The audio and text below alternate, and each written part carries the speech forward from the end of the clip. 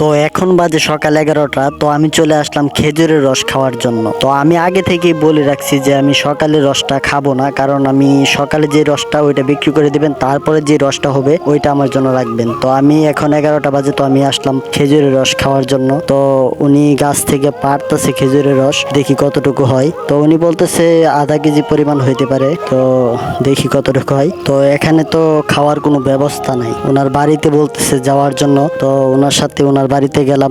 Original যে রস, এই রসটা কিন্তু এতটাও মিষ্টি না, যার কারণে এই রসটা বিক্রি করে না। তো ওই রসের সাথে পানি মিশায় এবং প্লাস স্যাগারিনও মিশায়, তারপরে কিন্তু ওনারা বিক্রি করে। যার কারণে আমি ওই রসগুলাই, সকালের রসগুলাই খাই না, যেহেতু ওই পদার্থটা শরীরের জন্য খুবই ক্ষতিকারক, যে স্যাগারিনটা ওইটা। তো এই জন্যই আমি ওনাকে বলছি যে আমি রাতের রসটা বিক্রি করে দেন, আমি সকালে রস খাবো। তো আজকে আমি চলে আসলাম খেজুরের রস খাওয়ার জন্য। তো আমি রসগুলাই ভালো করে সাইকা, যেহেতু ময়লা টয়লা থাকতে পারে এই জন্য রসগুলো ভালো করে সাইকা নিলাম, তারপরে বোতলে ভরলাম। খেয়ে দেখলাম আসলে এতটা মিষ্টি না। তো রাতের যে খেজুরের রসগুলাই হয়, এই খেজুরের রসগুলাই কিন্তু স্যাকারিন মিশায় বিক্রি করে, যার কারণে এত মিষ্টি হয়।